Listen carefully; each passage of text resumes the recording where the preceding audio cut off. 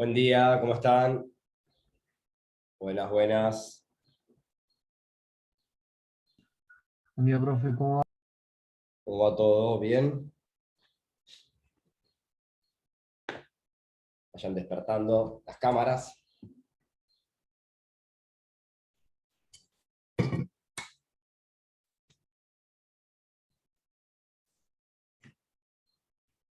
Bueno, a ver si alguno más activa ahí.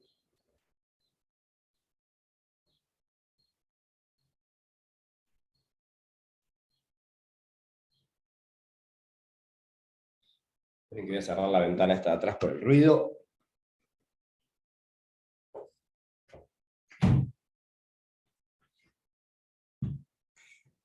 Bueno, arranquemos, nomás.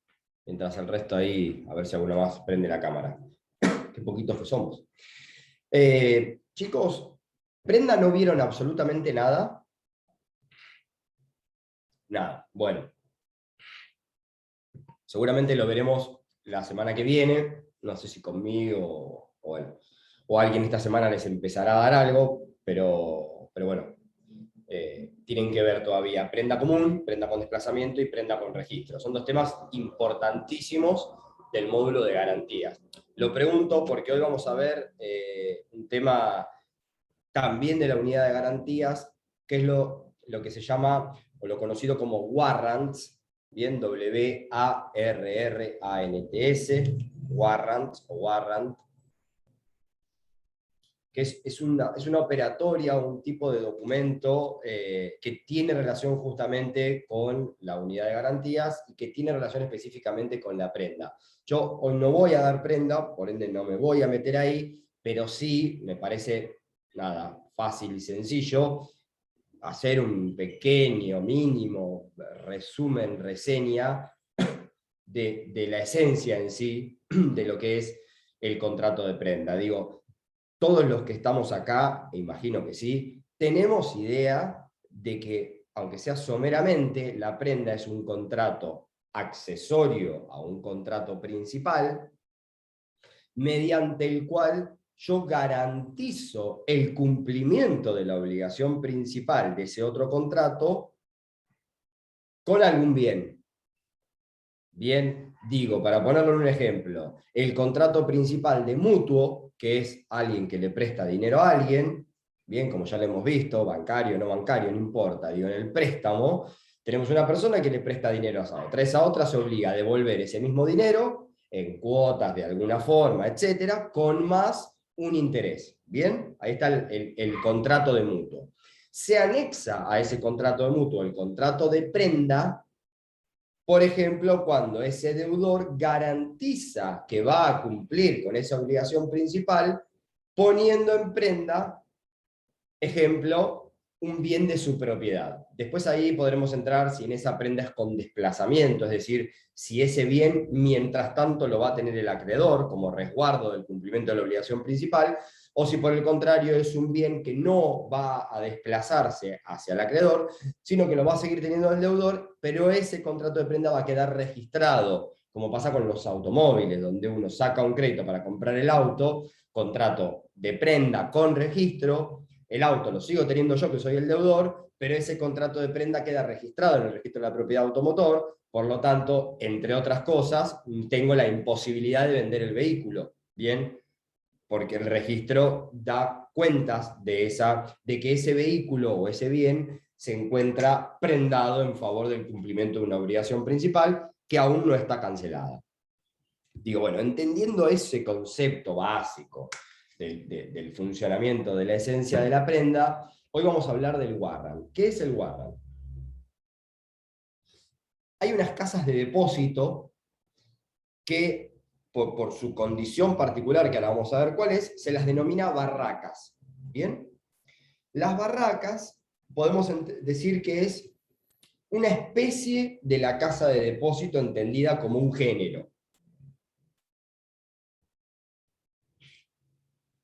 ¿Y cuando la casa de depósito entendida como un género es una barraca? Cuando de forma habitual y mediante una retribución recibe en depósito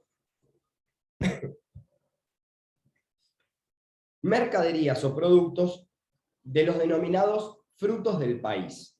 Frutos del país son lanas, cereales, cueros.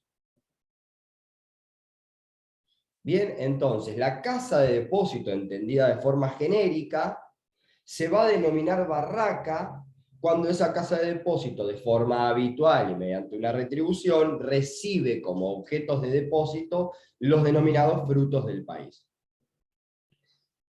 Estas casas de depósito, estas barracas, tienen dos funciones económicas muy importantes. Por un lado, la buena conservación de esos productos y junto con ello la facilitación que genera para la inspección de terceros posibles compradores.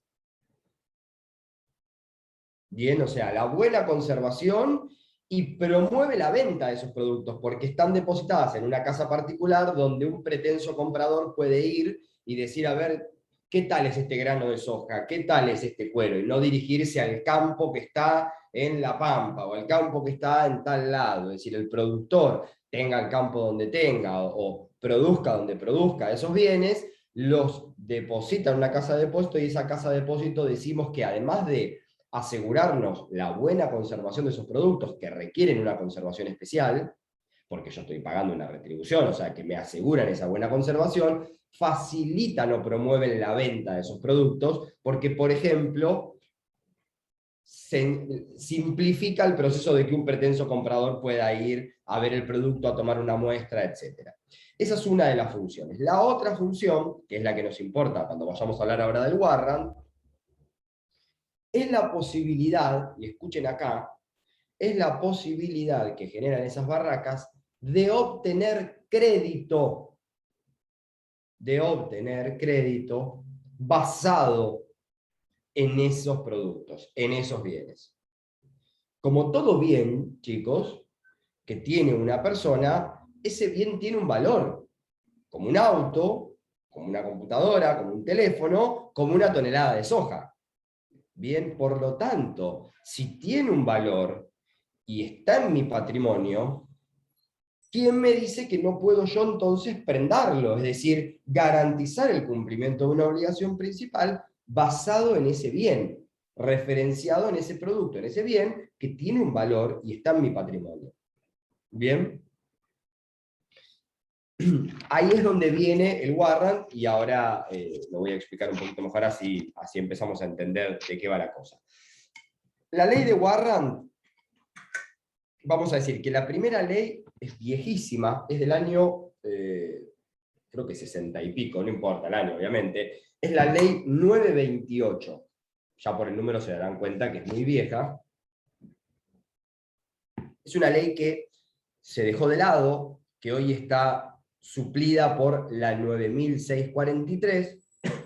¿Por qué? Porque la ley 928 tenía un procedimiento de warrant, que ahora van a entender que es muy complejo, muy caro impositivamente, y que solo se referenciaba o solo se refería a productos importados, bienes importados, y solo a barracas que fuesen aduanas fiscales. Es decir, casa de depósito, género, especie, barraca, bueno, más específico aún, barraca pero fiscal, aduanas fiscales. Bien.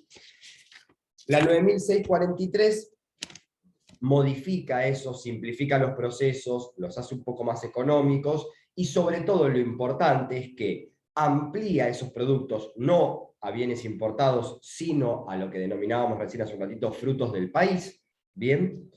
Y también amplía en cuanto a estas barracas, ya no barracas o aduanas fiscales, sino también barracas o aduanas de particulares, previamente autorizadas por el Poder Ejecutivo, es decir, tienen que cumplir con una reglamentación de autorización para poder ser técnicamente una barraca y específicamente para poder emitir warrant, que acá está la parte interesante y por eso la rigurosidad en que antes eran solo almacenes fiscales y después cuando se flexibilizó, se permitió también a las almacenes de particulares, pero previamente autorizadas por el Poder Ejecutivo.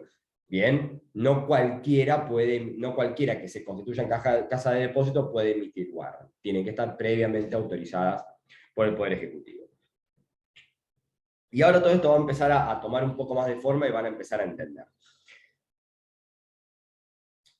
Cuando estas casas de depósito o barracas reciben los efectos a depositar, ejemplo, viene el productor con las 3 toneladas de soja y hace el contrato de depósito, bien, donde va a pagar la retribución, todo lo que vimos recién en el concepto, el barraquero, que es el administrador de la barraca, va a emitir, y acá sí ya empiecen a prestar suma atención, 3 documentos. 3 documentos que en principio tienen igual texto, igual contenido, pero distinta finalidad. Ahora van a entender. Uno es la matriz, otro es el certificado de depósito, y otro es el warrant. Matriz, certificado de depósito, warrant. La matriz se la queda al barraquero. Es decir, queda en los registros de la propia casa de depósito. Bien, imagínense documentos que, como les dije, tienen igual texto en su contenido, donde básicamente, ¿cuál es ese contenido? Todos los datos particulares de la operación. Bien, quién es el que deposita, quién es el barraquero, qué es lo que deposita, cuánto tiempo lo va a depositar, cuál es la retribución que va a pagar, etcétera, etcétera, etcétera. Todo lo que tiene que ver con el contrato de depósito, que es el contrato que está regulando esa operatoria comercial, y obviamente es de lo jurídico también. Esa matriz entonces se la queda el barraquero. 2 documentos más, certificado de depósito y warrant. Ambos documentos se los lleva el depositante. Bien. Si ambos documentos se los lleva el depositante y ambos documentos tienen el mismo texto, ustedes estarán preguntando para qué forno existen 2 documentos que dicen lo mismo y se los lleva la misma persona. Bueno, primera diferenciación básica pero clave, no por ser básica es menos importante, todo lo contrario, de cuál es justamente la característica principal de cada documento. El certificado de depósito, escuchen, certificado de depósito representa la titularidad sobre los efectos depositados.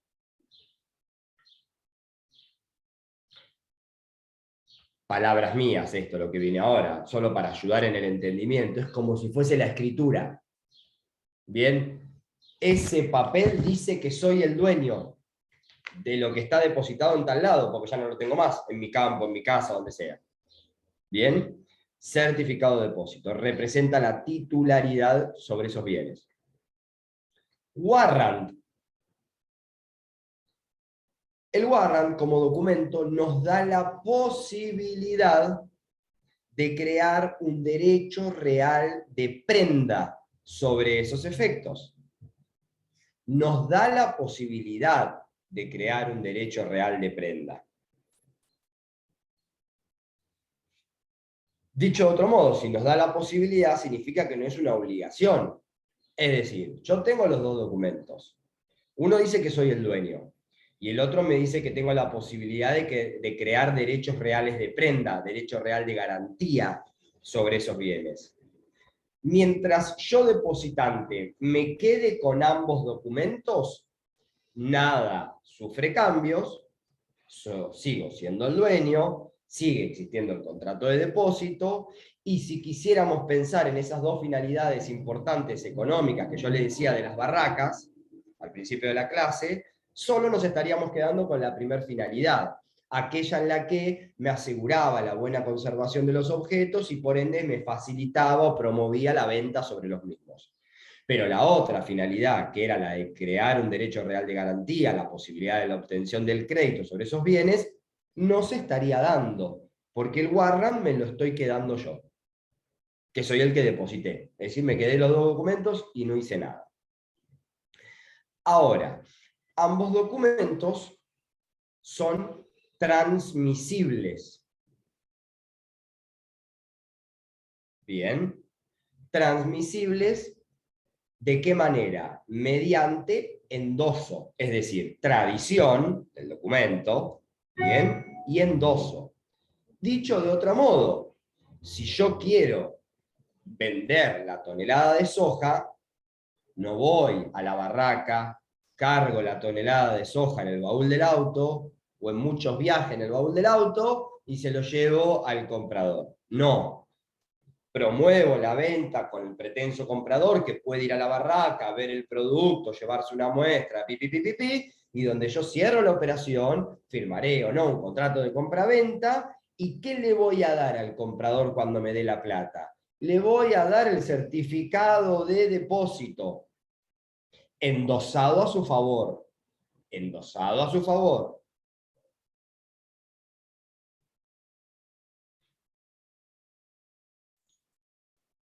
Si yo en esa venta que estoy haciendo aún tenía el warrant,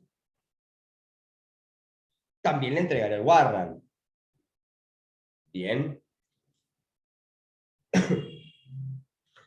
Ahora vamos a explicar algo. Vamos al warrant. El warrant es transmisible de la misma forma. Se transmite con tradición y con endoso.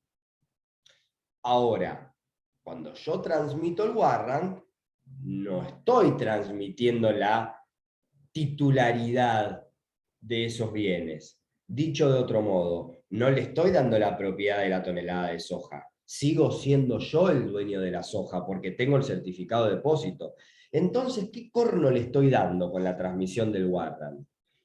Estoy, en el caso de que lo transmita, estoy generando lo que decíamos hoy que era la finalidad. Estoy creando un derecho real de garantía y saliendo de las palabras jurídicas o técnicas, ¿qué es lo que estoy haciendo? Chicos, estoy generando probablemente en un 99,9% un mutuo, es decir, estoy yendo a que alguien me preste guita y cuando me presta la plata y firmamos un contrato de mutuo y yo le digo que le voy a devolver la misma guita con una tasa de interés del 3% mensual, el otro me está diciendo, genial, ¿cómo me vas a garantizar que me vas a pagar todo esto? Y yo les digo, te lo voy a garantizar con 2 toneladas de soja que tengo en una casa de depósito. Genial, me dice el que me presta. ¿Cómo hacemos? ¿Me das las 2 toneladas? ¿Me las llevas a mi casa? ¿Cómo? No, toma el warrant, te lo endoso a tu favor. ¿Bien? Primeras aclaraciones importantes. Ese primer endoso, bien, se llama transfer y es obligatorio.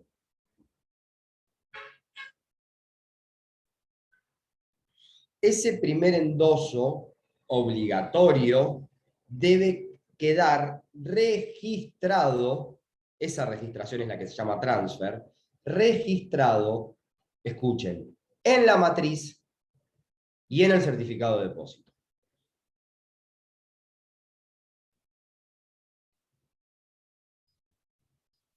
¿Y qué es lo que va a quedar registrado en la matriz y en el reverso del certificado de depósito? Va a quedar registrado que negocié el warrant. Negociar se llama esto, transmití el warrant. Dicho de otro modo, ¿qué es lo que hice? Creé derechos reales de garantía sobre los bienes. Eso es lo que va a quedar registrado. Y específicamente, ¿qué es lo que va a quedar registrado? Esa registración, ese transfer obligatorio en su primera vez, y ahora voy a explicar por qué la primera vez es obligatoria y las sucesivas ya no tanto, o ya no son obligatorias, en esa registración se va a consignar fecha del acto, es decir, del acto de transmisión del warrant, nombre y domicilio del acreedor. El acreedor es el que se lleva el warrant, bien, yo soy el deudor, porque debo la guita. Suma por la cual se prenda. Suma por la cual se prenda. Bien, porque no necesariamente él me prestó la misma plata de lo que vale el producto. Él me prestó 200.000 pesos y la tonelada de soja resulta que vale un palo, no importa. Entonces, en ese transfer, en esa registración, tiene que quedar constancia de la fecha, de quién es el que se lleva el warrant, o sea, quién es el acreedor, de cuál es el monto que se prestó, de cuál es el plazo y cuáles son los intereses de esa devolución, es decir, qué día tenía que devolver la guita y cuánto tenía que devolver, es decir, la guita más cuánto de interés, y el lugar de pago. Esos datos tienen que figurar en el anverso o reverso del certificado de depósito y en la matriz. Y acá viene lo importante y donde más hay que abrir la cabeza para entenderlo.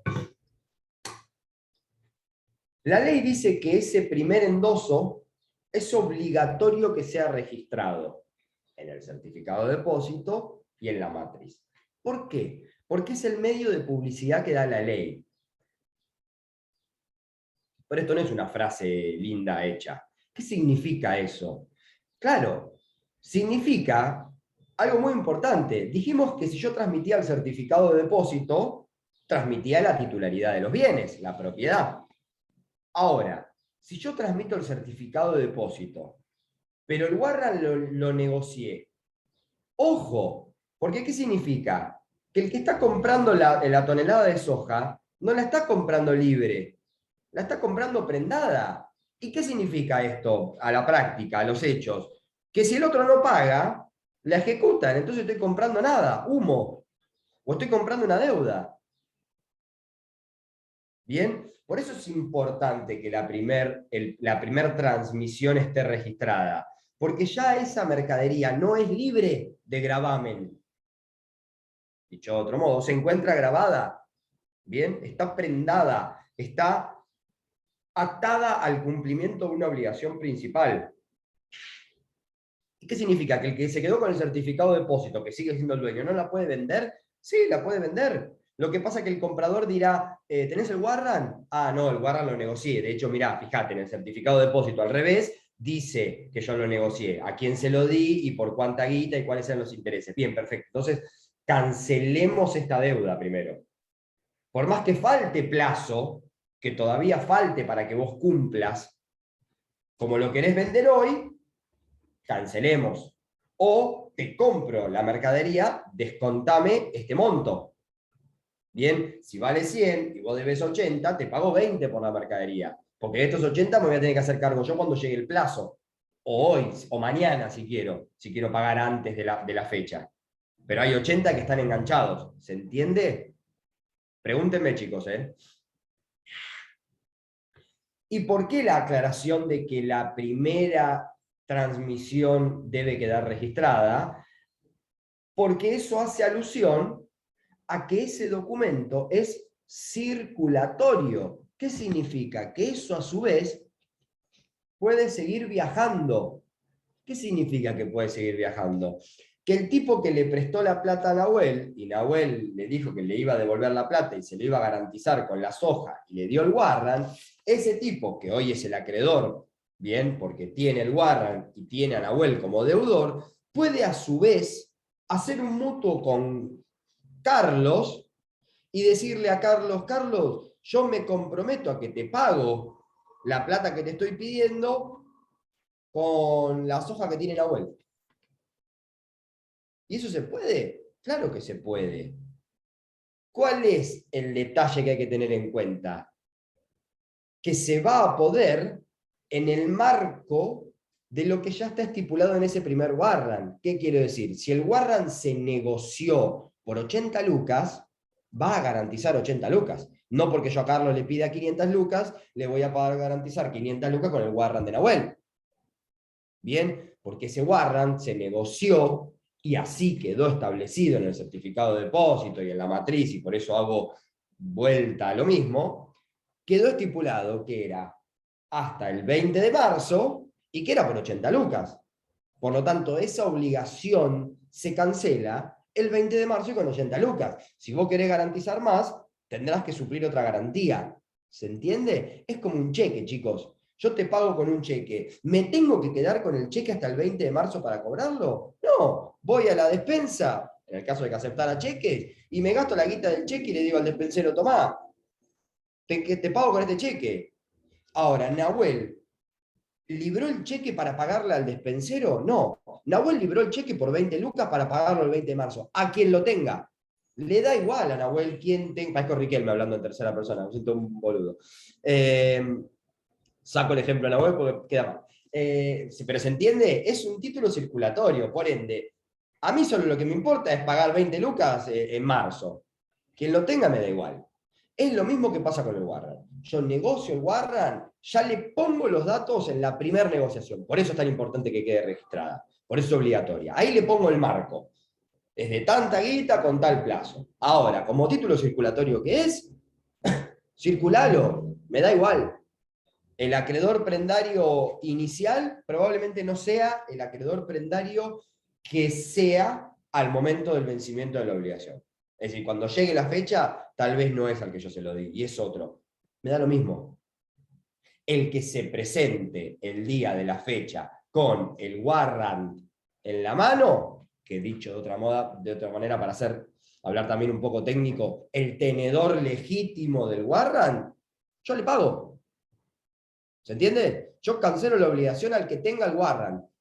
¿Por qué se agrega lo de legítimo? Porque si yo me agarro a patadas a sacar la puerta y me chorean el warrant, no es un tenedor legítimo del warrant, ¿se entiende? Entonces, tenedor legítimo hace alusión a eso, es decir, en la cadena de endosos debiese tener una relación que vos vengas y me digas, mirá, ahora lo tengo yo, el warrant, porque mirá, vos se lo diste a Juan, Juan se lo pasó a Carlos, Carlos se lo pasó a Roberto, Roberto me lo pasó a mí, lo tengo yo. Soy tenedor, porque está acá, legítimo, porque aparezco en la cadena, ¿se entiende?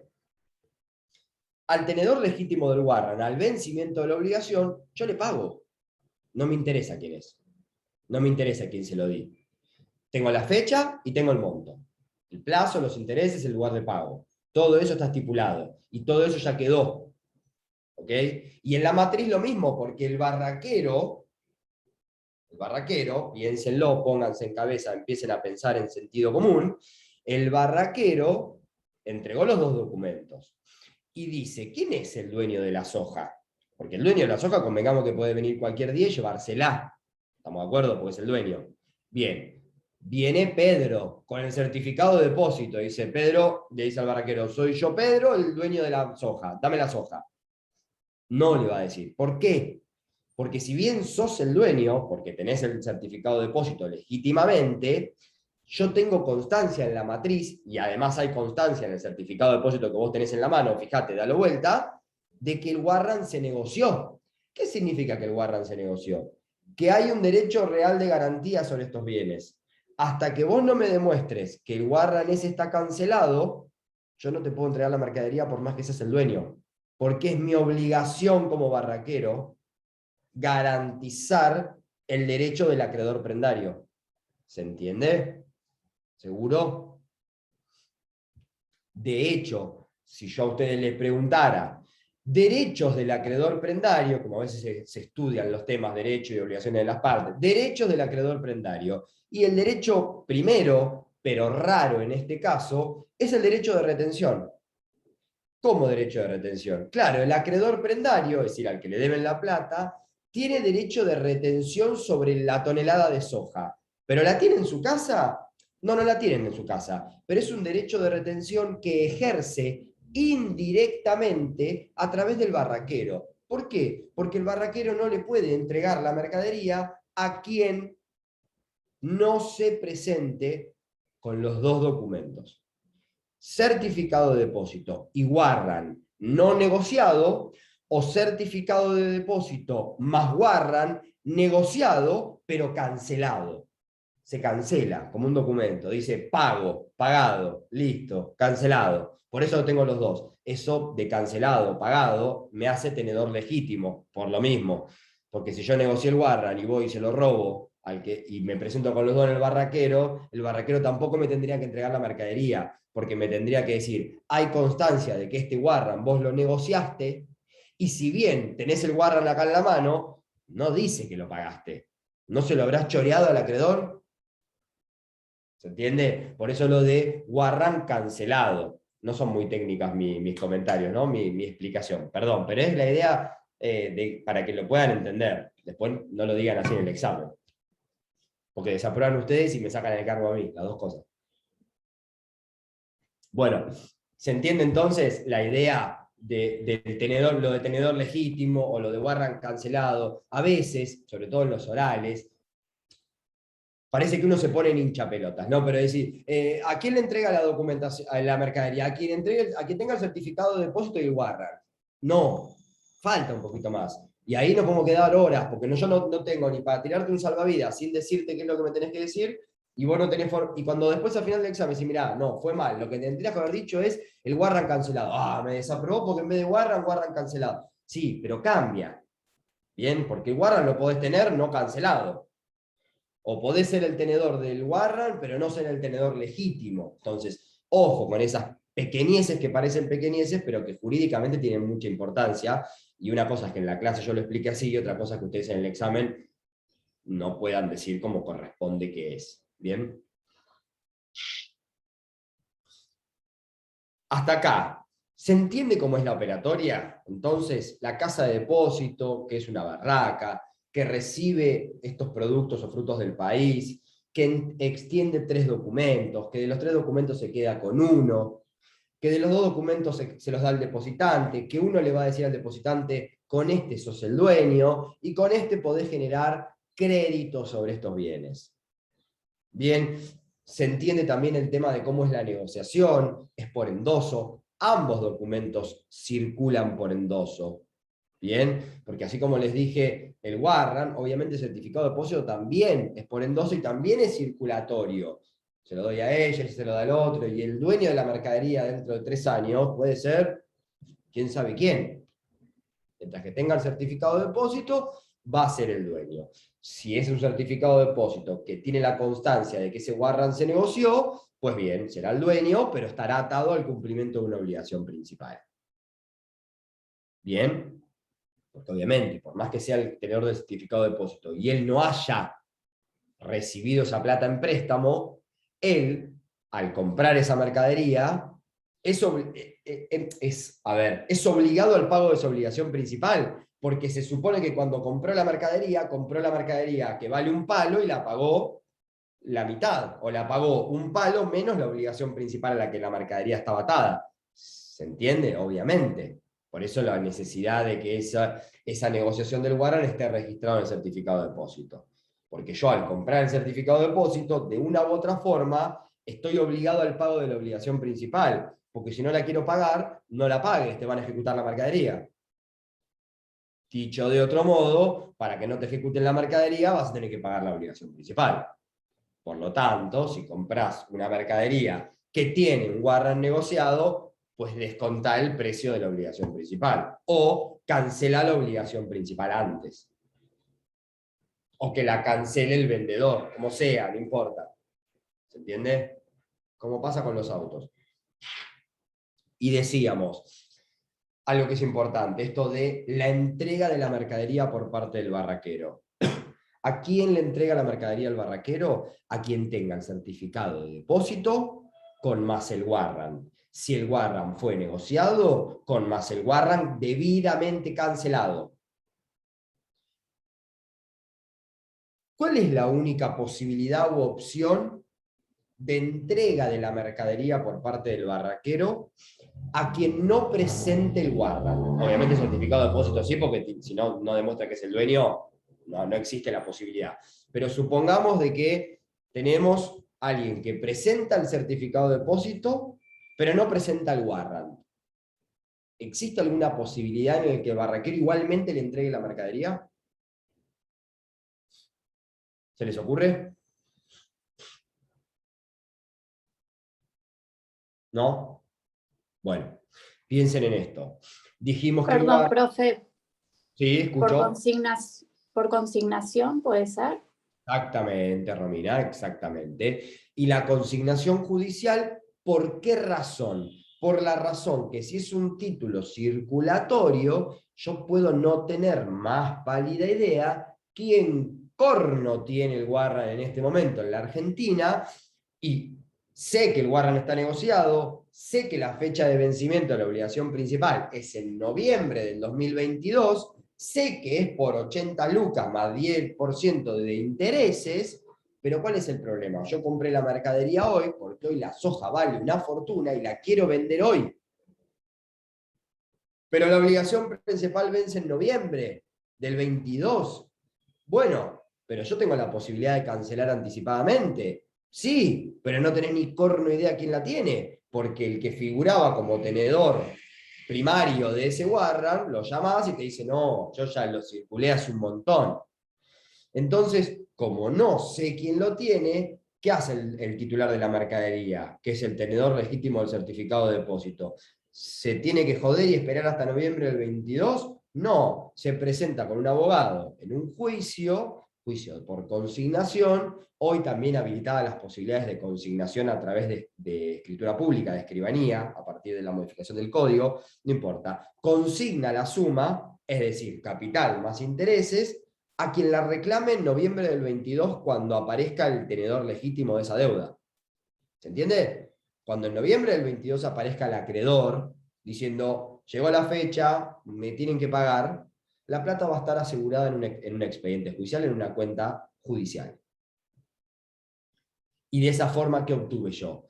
Una sentencia judicial que hace las veces del warrant cancelado. Entonces es la única posibilidad en la que el barraquero me va a entregar la mercadería, pese a no tener el warrant o no tener el warrant cancelado. ¿Por qué? Porque le llevo el certificado de depósito y si bien el certificado de depósito da cuenta de que el warrant fue negociado, en lugar del warrant le llevo una sentencia judicial que dice, este tipo ya consignó judicialmente toda la guita, está resguardado el derecho del acreedor, por lo tanto, liberale la mercadería. ¿Seguro? ¿Entendido? ¿Sí?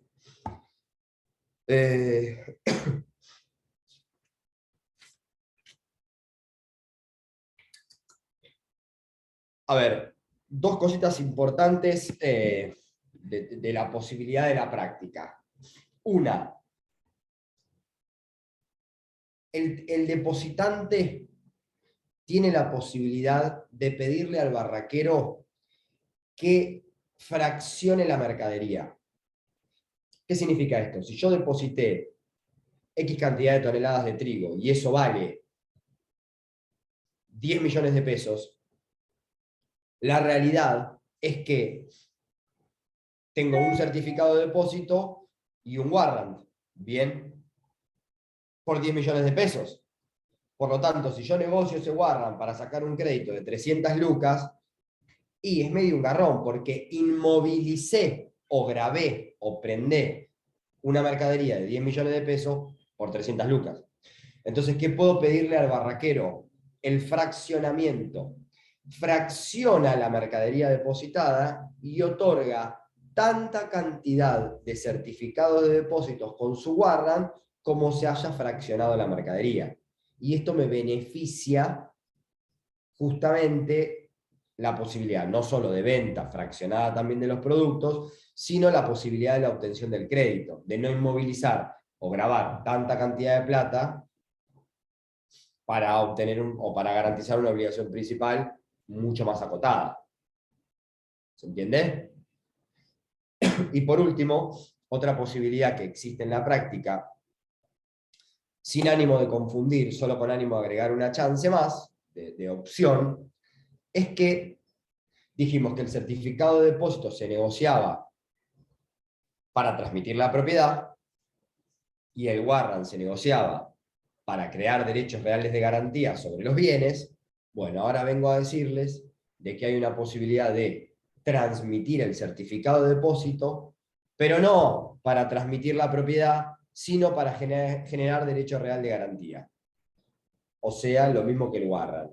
No se asusten, es solo una alternativa que existe y se hace de esta forma. Yo entrego el certificado de depósito, lo endoso en favor de esa otra persona, pero en vez de ser un endoso común, como debiese haber sido en el caso normal de la entrega del certificado de depósito, es un endoso que yo voy a hacer con la aclaración que voy a decir endoso en garantía.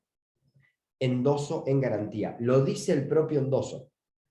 Entonces, hago entrega del certificado de depósito, pero no con el objetivo, la finalidad de entregar la propiedad, sino con el objetivo de crear un derecho real de garantía sobre esa mercadería.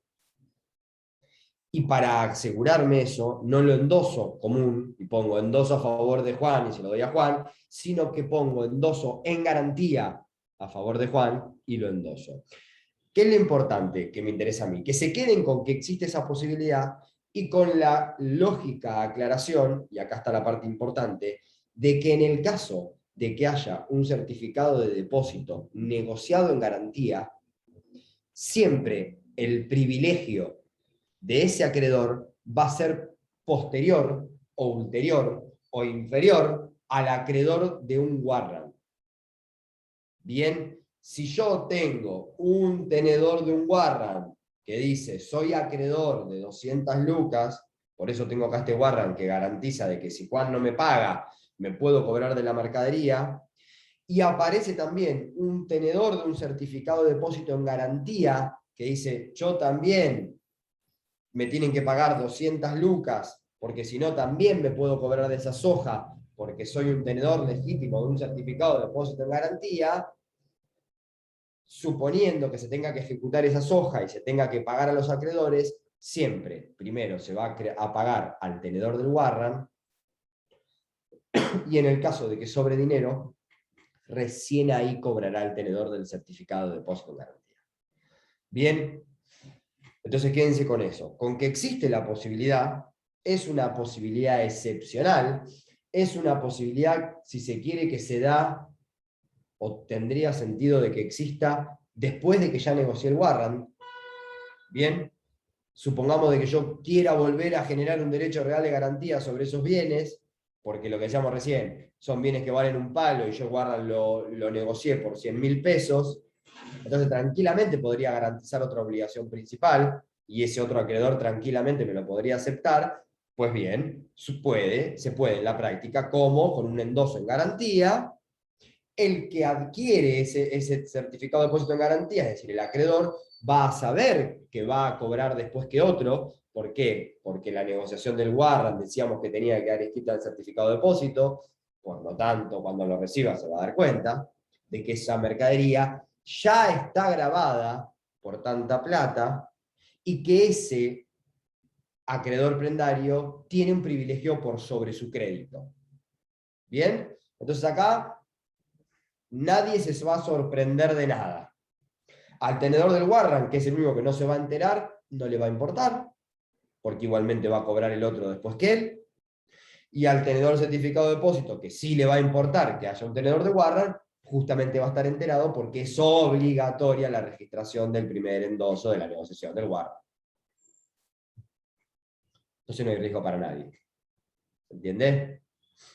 Bien, ¿quedó claro? Bueno. Por último, solo la aclaración de que en caso de que llegue el vencimiento de la obligación principal y no se pague, es decir, que insatisfecha, el tenedor de warrant va a levantar protesto. Levantar protesto básicamente es intimar el pago. Y ante la insatisfacción de su crédito, es decir, frente al no cumplimiento de los obligados al pago, los obligados al pago puede ser uno, que es el que le emitió el warrant, o pueden ser todos los que aparezcan en la cadena de endosos, porque es un warrant que circuló un montón, todos son solidariamente responsables, como en el cheque. Frente al no cumplimiento de la obligación principal, puede entonces, ¿qué es lo que tiene para hacer? Ejecutar los bienes, porque ahí está su garantía, es decir, ejecutar la garantía, la realización de los bienes, la venta en subasta de esos bienes para cobrarse. Y acá, una diferencia. Si se trataba de warrant aduaneros, bien, aduanas fiscales, el procedimiento es el siguiente: el barraquero primero paga, o sea, se hace la subasta, bien, se obtiene la guita. Esa guita se la da al barraquero, el barraquero primero paga todo lo que son impuestos, sellados, comisiones, porque obviamente al ser un warrant fiscal, aduanero, hay un montón de impuestos y de tasas y de sellados y demás, y una vez que pagó todo eso, le da toda la platita a un juez, y el juez divide, pagando primero gastos y honorarios del martillero, después le pagará el crédito al tenedor del warrant, y si sobra plata se la va a dar al tenedor del certificado de depósito, porque es el dueño. Sea o no el mismo que depositó, no importa, es el que es el dueño. Bien, si sobra guita, es del dueño. En el caso de tratarse de warrants que no sean aduaneros, es decir, de las casas particulares, acá hay una diferencia. Se hace la subasta y el barraquero primero va a pagar todo lo que son comisiones, sellados, impuestos, tasas y bla, bla, bla, y después el mismo barraquero va a pagar gastos y honorarios del martillero, va a cancelar el crédito del tenedor del warrant y le va a dar el remanente, si lo hubiese, al tenedor del certificado de depósito. Todo lo va a hacer el barraquero, a diferencia del warrant aduanero. Salvo que alguna de las partes se oponga formalmente. Si hay oposición formal de alguna de las partes, el administrador, el barraquero, va a tener que hacer lo mismo que en los warrant aduaneros. Va a pagar los impuestos, sellados, tasas, bla, bla, bla, y le va a dar toda la plata a un juez para que el juez la divida. ¿Bien? O sea, que si hay oposición, es como si fuese un warrant aduanero. La división, el pago. Por otro lado, si en ese pago, con la plata de la subasta, al tenedor del warrant, quedase un saldo, un remanente, es decir, no alcanzase la plata de la venta de los bienes para cancelar la deuda, ese saldo, ese remanente, pasa a ser un crédito quirografario, es decir, sin ningún tipo de privilegio especial, pero que puede ser reclamado o perseguido por vía ejecutiva. Bien, si el tenedor del warrant levantó protesto cuando llegó la fecha del cumplimiento de la obligación principal, ante el no pago, levantó protesto, y dentro de los 15 días inició la acción correspondiente, mantiene viva de esa forma la vía ejecutiva, razón por la cual, si con la subasta no alcanzase para cubrir el 100% de su crédito, el remanente, si bien pasó a ser un crédito quirografario, es decir, que no tiene privilegio especial para poder cobrarse de nada, si bien pasa eso, por otro lado tiene el beneficio de que se puede reclamar por vía ejecutiva. ¿A quién? A cualquiera o a todos, hasta que lo pague alguno, de los obligados al pago, es decir, de todos los que aparezcan en la cadena de endoso. Puede ir por vía ejecutiva contra cualquiera de ellos o contra todos hasta que alguno pague. Repito, como crédito quirografario, es decir, sin tener ningún privilegio especial para cobrar con preferencia a otro acreedor, pero sí con el beneficio de ir por la vía ejecutiva. Por el remanente, ¿bien? El resto ya lo cumplió, ya lo cubrió con la venta de los bienes. ¿Alguna duda? ¿Alguna consulta? ¿Algún comentario? ¿Algo? ¿Quedó más o menos claro, seguro? ¿Sí? Bueno, chicos, los libero entonces. Acá terminamos con warrant. Seguramente la semana que viene o empiezan conmigo el tema de prenda, o si alguien ya lo arrancó esta semana, lo continúan conmigo, dependiendo de si con alguien empieza, ejemplo, prenda madre, conmigo verán prenda con registro. ¿Bien? Pero seguimos con el módulo de garantías. Bueno, que tengan linda semana. Hasta luego. Chau, chau. Gracias, profe, igualmente. Hasta Chao, luego. profe.